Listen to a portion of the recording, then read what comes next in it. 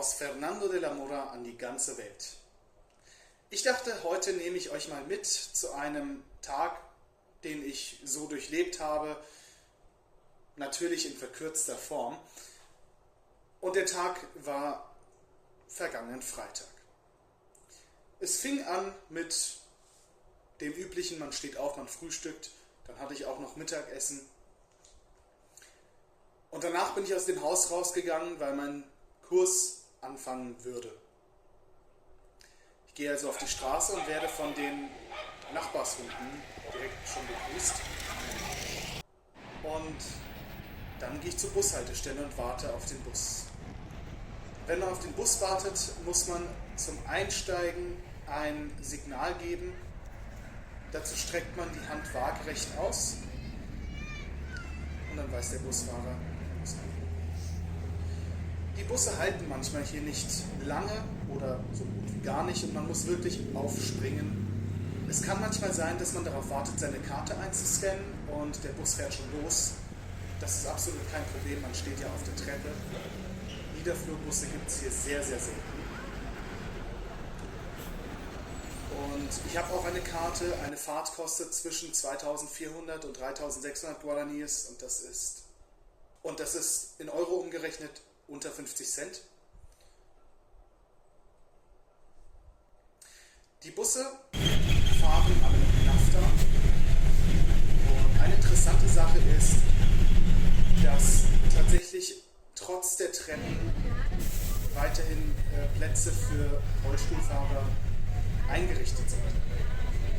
Wie funktioniert das?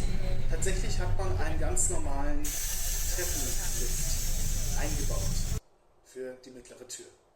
Das ist ziemlich kreativ und auch sehr interessant. Eine Viertelstunde später war ich dann also an der Uni. Um auszusteigen, musste ich einen Knopf drücken. Das kennt man ja auch schon von uns. Nur ist es so, dass sehr oft der Bus nicht vollständig anhält, sondern man aus dem langsam fahrenden Bus rausspringen muss. Außerdem weiß man nicht, wann welche Haltestelle kommt. Das muss man einfach im Gefühl haben, weil es da keine Durchsagen im Bus gibt und auch keine Bildschirme. An der Uni angekommen muss ich dann noch ein Stückchen laufen bis zur Fakultät, weil die etwas weiter im Innern des Campus liegt. Der Campus ist übrigens riesig und wirklich sehr, sehr schön, mit sehr viel Natur.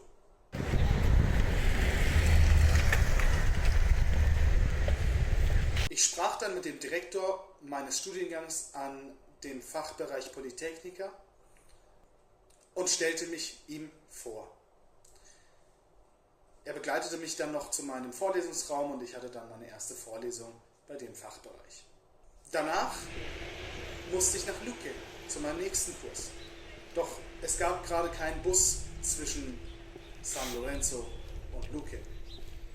Deswegen habe ich mir ein Uber gerufen und das war leider in der Hauptverkehrszeit. Das bedeutet, es dauert sehr lange und man fährt durch sehr, sehr wilde Gegenden. Ziemlich vernachlässigte Straßen, könnte man auch sagen. Aber idyllisch war es auf jeden Fall. Nach fast einer Stunde kam ich dann in Luque an und habe dann meine nächste Veranstaltung besucht und als ich wieder draußen war, war es schon. Ich nahm dann den Bus oder das Transportangebot der Uni zurück nach San Lorenzo und stieg dort in den Bus nach Hause. Allerdings war das diesmal ein elektrischer Bus. Es gibt nämlich die 3 E-Buslinien, E1, E2 und E3. Und ich habe dann den E2 genommen. Das sind Niederflurbusse aus Taiwan, die wirklich sehr sauber und sehr schick sind. Und da fühlt man sich wirklich wohl. Preislich gibt es keinen Unterschied zu den anderen Bussen. Als ich dann ausstieg, dachte ich mir, ich habe keine Lust, jetzt noch was zu kochen oder mir irgendwas groß zu Abend zu machen. Deswegen hole ich mir beim nächstgelegenen Einkaufszentrum was zu essen. Und da habe ich mir dann ein Lomito Árabe bestellt. Das ist namentlich gesehen etwas Arabisches, ist aber eigentlich die paraguayische Variation von Shawarma.